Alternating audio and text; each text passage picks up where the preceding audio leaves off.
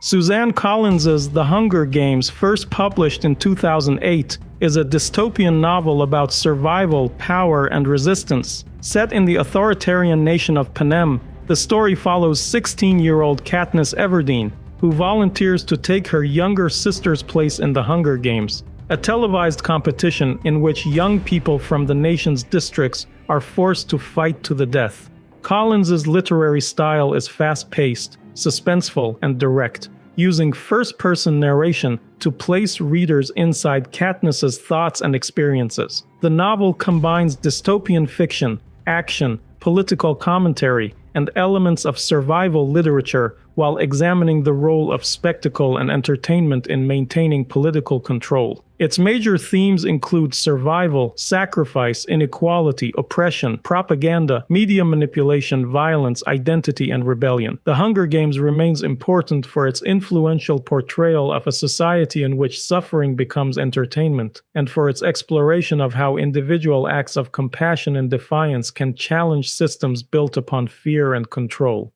The story starts with Katniss Everdeen waking up on the morning of the reaping in District 12. One of the poorest districts in Panem. Her little sister Prim is still asleep beside their mother, and Katniss leaves quietly to hunt beyond the fence that surrounds the district. The woods are illegal territory, but Katniss has learned to survive there. Her father taught her how to use a bow and recognize useful plants before he died in a mine explosion, and since then, those skills have kept her family alive.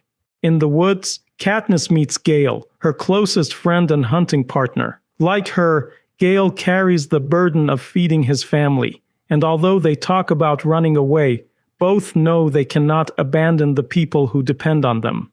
They hunt, gather, and trade at the Hob, District 12's black market, where survival often matters more than the capital's laws. The reaping is treated like a public ceremony, but for the children of the districts, it is a nightmare. Every year, the capital chooses one girl and one boy from each district to fight in the Hunger Games, a televised punishment created after the districts once rebelled. The richer children usually have fewer entries, while poorer children often add their names again and again in exchange for tesserae, small food allowances their families need. Katniss knows Prim's name is only entered once, so she believes the odds are low. Then Effie Trinket draws the first name, and it is Primrose Everdeen. Katniss reacts before she can think. She volunteers to take Prim's place, something almost unheard of in District 12. Prim is pulled away from her, and Katniss forces herself not to cry, because weakness can be deadly in front of the cameras. The boy chosen is Peeta Mellark, the baker's son.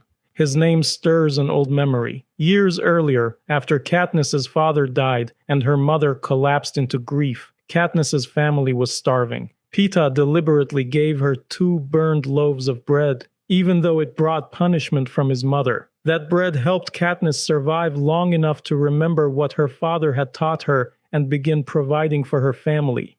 Before leaving, Katniss says goodbye to the people closest to her. She makes her mother promise not to disappear emotionally again, and she tells Prim she loves her. Peeta's father gives Katniss cookies and promises to help feed Prim. Madge, the mayor's daughter, gives her a gold Mockingjay pin, and Gale tells her to find a bow if she can and promises her family will not starve. On the train to the capital, Katniss and Peeta meet their escort, Effie, and their mentor, Haymitch Abernathy, the only living victor from District 12. Haymitch is drunk, messy, and hardly seems capable of saving anyone, but he is also their only connection to sponsors who might send help during the games. Katniss is wary of Peeta, especially because kindness from someone she may have to kill feels more dangerous than hatred. The capital overwhelms Katniss with luxury and spectacle. Her stylist Cinna treats her with unusual gentleness and designs costumes for Katniss and Peeta that transform District 12's coal identity into fire. When they appear together in flaming outfits and hold hands, the crowd is captivated. Katniss becomes known as the Girl on Fire, and for the first time, she and Peeta stand out in a way that could help them survive. At the training center, Katniss sees how different the other tributes are. Some, especially the careers from wealthier districts, have trained for the games and look strong, confident, and well-fed. Haymitch tells Katniss and Peeta to stay together and hide their best skills until their private sessions with the game makers. Katniss studies survival stations and watches the other tributes, including Rue, a small girl from District 11 who reminds her of Prim. During her private evaluation, Katniss becomes furious when the game makers ignore her and focus on food instead of her performance. She shoots an arrow straight into an apple in their roasted pig, then walks out. She fears she has ruined herself, but the game makers reward her boldness with an unusually high score of 11. Peeta scores an 8. The next morning, Haymitch announces a change. Peeta wants to be coached separately, which makes Katniss feel betrayed and uncertain about his strategy. The televised interviews become another battlefield. Cinna helps Katniss appear charming instead of hostile, and the audience responds warmly to her. Then Peeta gives the Capitol a story it cannot resist. He tells Caesar Flickerman that he has loved a girl for years, and that she came to the games with him. Katniss is furious at first, but Haymitch explains that Peeta has made her desirable and sympathetic. Their supposed romance may bring sponsors, and sponsors may mean survival. On the night before the games, Peeta tells Katniss he wants to die as himself, not as a monster shaped by the Capitol. The next morning, Katniss is lifted into the arena. When the gong sounds, she tries to follow Haymitch's advice to run, but a moment of distraction makes her lose a bow at the cornucopia. She grabs a backpack and escapes into the woods, while the opening bloodbath kills many tributes. Alone in the arena, Katniss struggles with thirst and danger. She discovers that Peeta has joined the career pack, though she also notices he has not revealed her skill with a bow. After days of searching, she finally finds water. Then the game makers create a massive forest fire to drive her back toward action. Fireballs burn her hands and leg, and soon the careers trap her in a tree. Rue, hidden in a nearby tree, silently points Katniss toward a tracker-jacker nest above her. Katniss cuts it loose and drops it onto the careers below. The venomous insects kill Glimmer and scatter the others. Katniss retrieves Glimmer's bow and arrows, but the stings make her hallucinate. Before she collapses, Peeta appears and tells her to run, proving that his alliance with the careers has not erased his loyalty to her. When Katniss wakes days later, her bow and arrows give her a new sense of power. She finds Rue, and the two become allies. Rue treats Katniss's stings, shares what she knows about District 11, and explains that the careers have stockpiled supplies near the cornucopia. Katniss realizes that if those supplies disappear, the careers will lose the advantage they depend on. Together, Katniss and Rue make a plan. Rue lights diversion fires while Katniss studies the career camp. Katniss notices that the supplies are protected by landmines and sees Foxface carefully step through the safe path. Instead of trying to cross the mined ground, Katniss shoots a bag of apples so they spill down onto the mines. The explosion destroys the supplies, but it also leaves Katniss dizzy and temporarily deaf in one ear.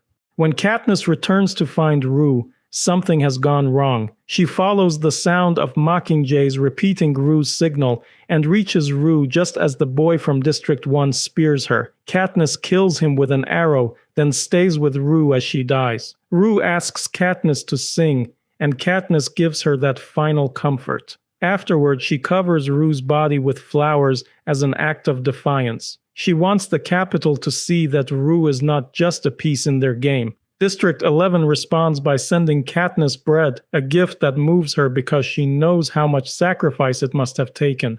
Soon after, the rules change. If the last two surviving tributes come from the same district, both can win.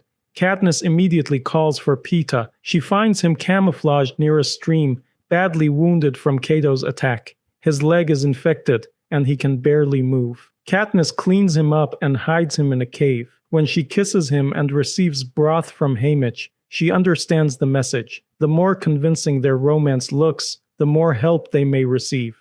Peeta's infection grows worse, and the Capitol announces a feast where each remaining tribute will receive something they desperately need. Katniss knows the medicine for Peeta will be there, but Peeta refuses to let her risk her life. To get around him, she drugs him with sleep syrup from Haymitch and leaves for the cornucopia. At the feast, Foxface steals her pack first and escapes. Katniss reaches hers, but Clove attacks, pins her down, and taunts her about Rue. Before Clove can kill her, Thresh hears Rue's name, kills Clove, and spares Katniss because she helped Rue. He takes his own supplies and leaves. Katniss returns to the cave and injects Peeta with the medicine before passing out. Peeta recovers, and the two spend rainy days in the cave, sharing food, stories, and a growing closeness that is no longer simple performance. Katniss still thinks about Gale and remains confused by what is real and what is strategy, but her care for Peeta becomes undeniable. Their romance wins them food from Haymitch, and they continue trying to survive as the field of tributes narrows. When they finally leave the cave to hunt, Peeta accidentally gathers poisonous nightlock berries. Foxface steals some from their food pile and dies after eating them. Katniss realizes the berries may become useful against Cato, the last remaining enemy besides them. The game makers then dry up the streams, forcing Katniss, Peeta, and Cato toward the lake near the cornucopia. Cato suddenly bursts from the trees, not attacking but running for his life. Behind him come mutations, monstrous wolf-like creatures created by the Capitol. Katniss and Peeta climb onto the cornucopia, but Peeta's injured leg slows him down. Katniss shoots to protect him, and they realize with horror that the mutts resemble the dead tributes. Cato grabs Peeta and uses him as a shield. Peeta, wounded but thinking clearly, marks Cato's hand with blood so Katniss can aim. She shoots, Peeta shoves Cato over, and the mutts drag him down. Cato suffers through the night while the game makers prolong his death for entertainment. In the morning, Katniss shoots him out of mercy. The cannon sounds, and she and Peeta believe they have won. Then the Capitol revokes the rule change. Only one victor is allowed after all. Peeta tells Katniss to kill him, but she refuses. Instead, she takes out the nightlock berries and gives some to Peeta. If the Capitol wants one winner, she will give them none.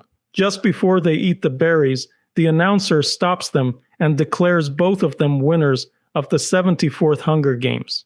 After the games, Katniss and Peeta are taken from the arena and separated for medical treatment. Peeta survives, though his leg is badly damaged. Katniss is cleaned, healed, and prepared for the victory presentation, but Haymitch warns her that she is in serious danger. The Capitol sees the berry stunt as defiance, and her only protection is to convince everyone that she acted from desperate love for Peeta, not rebellion. At the closing ceremony, Katniss reunites with Peeta and plays the role Haymitch has given her.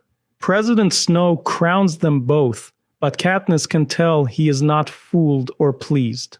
During the final interview, she carefully explains the berries as the act of a girl who could not bear to lose the boy she loves. Haymitch later tells her she handled it perfectly. On the train back to District 12, the performance begins to crack. Peeta learns that Haymitch has been coaching Katniss and realizes some of her behavior may have been strategy. He feels hurt, and Katniss cannot clearly explain what she feels. Some of it was pretend, but not all of it. She is thinking of Prim, Gale, Peeta, the Capitol, and the danger waiting beyond the cameras. As the train arrives home, Peeta takes her hand so they can keep pretending a little longer, and Katniss fears the moment when she will finally have to let go.